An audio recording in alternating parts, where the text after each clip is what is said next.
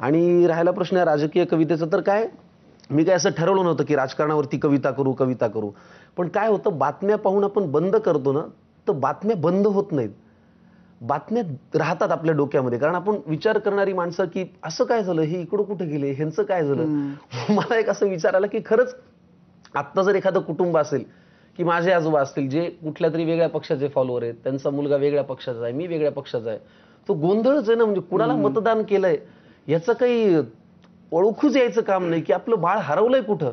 बरं, असं नाही ना की मतदान ही काही फालतू गोष्ट, ती फार महत्वाचं आहे ना, मतदान आहे ना ते. म्हणून मी विचार केला की अशा एखाद्या कुटुंबाशी माझा जर परिचय झाला, बोलता आलं, आणि त्यात आजोबा असतील तर त्यांना मी विचारलं तर काय विचारेन. आणि म्हणून मी ते लिहिलं की सगळ्यांचेच चेहरे पडलेलं एक कुटुंब मला भेटलं, सगळ्यांचेच चेहरे पडलेलं एक कुटुंब मला भेटलं. खात्यापित्या घरचं तरी दुःखीच मला वाटलं. माणुसकीच्या नात्याने माझं मन भरून आलं. मीच जवळ जाऊन म्हणलं, का हो, काय झालं, तुमच्यापैकी कोणाला काही झालंय का. तिन्ही सांजेला हे असे बसलात, कोणी गेलंय का. कुटुंब प्रमुख आजोबा उठले, सोडत मोठा उसासा, डोळे तांबडे लाल, बहुतेक रडले होते ढसाढसा. तर ऐक तुला सांगतो म्हणाले असं झालंय, तर ऐक तुला सांगतो म्हणाले असं झालंय, आम्हा सगळ्या कुटुंबियांचं एक एक मत वाया गेलंय.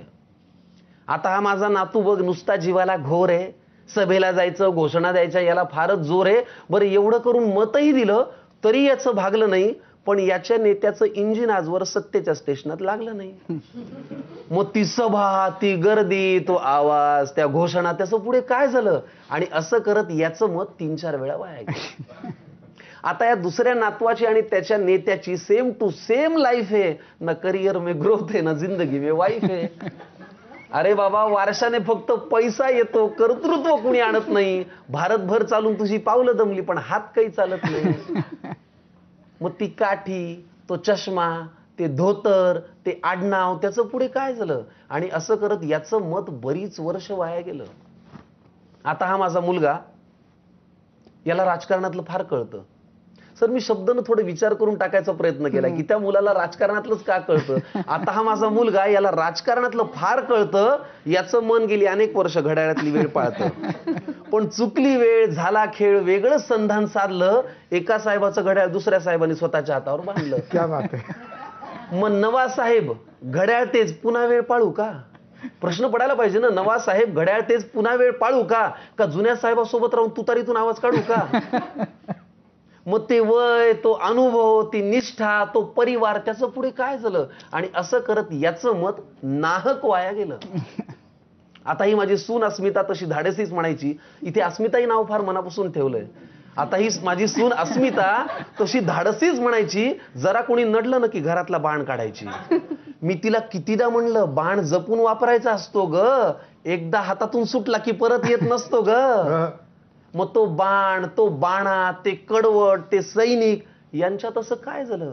पण असं करत हिचंही मत विनाकारण वाया गेलं. आता ही माझी बायको बरं का, ही घडवेल तेच घरात घडतं.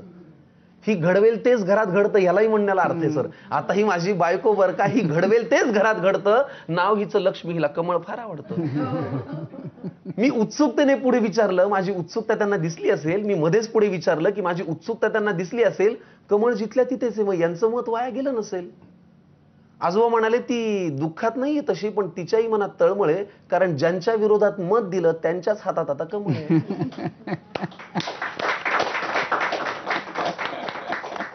मग हे विरोधक, ते सत्ताधारी, हे प्रामाणिक, ते बाजारी, यांच्यात असं काय झालं. आणि असं करत हिचं मत आता वाटतंय वाया गेलं.